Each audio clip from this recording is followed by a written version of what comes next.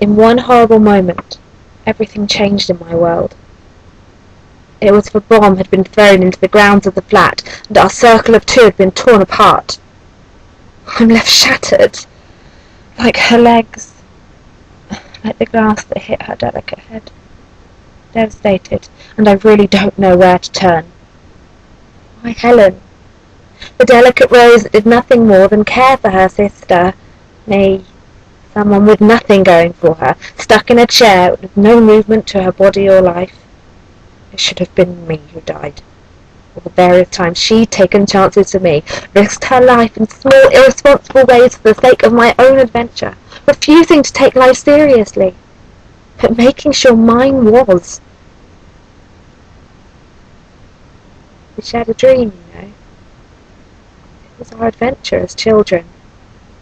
Dreamed of living in a lighthouse, waves crashing on the rocky shore below, never minding if we never saw the ocean.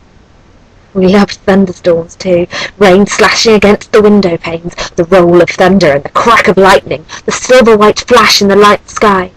It was all thrilling to us. Helen always slept in the same bed as me if there was ever a storm, and she usually acted as if she was so much braver than I was. She hid her head under the covers, hugging me tight to her chest, telling stories. Little did she know that I would have loved to have sat up in bed and stared out the window, and I wasn't scared at all. When I was 13, I kept a scrapbook of pictures of horses I'd cut from magazines, you know. I dreamed over those pictures, imagining myself riding across the meadowlands, galloping in perfect stride and harmony with the beautiful animal. It was with this dream in mind that I begged my imaginary dad, the man I never knew, to take me horse riding. The role that my darling sister had taken on. Not only once, but twice, for my mum as well. Why is the world so bitter? As Helen was growing up, I was growing up too. Out of the person she was, into the person that I could be. I had a long way to go. I certainly wasn't able to take care of myself physically, feeding and dressing, but I was emotionally secure, sure and mature. And she disappeared. I needed my sister. As time passed, I tried to grow up for Helen, but I also still wanted to be a happy-go-lucky young woman who could live independently without the harsh realities I was living in. I wanted independence.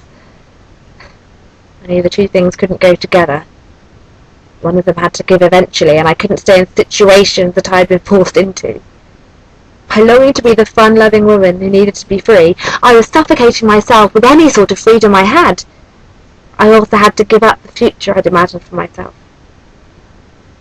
I knew I'd never get to fulfill those dreams of horses and lapping waves.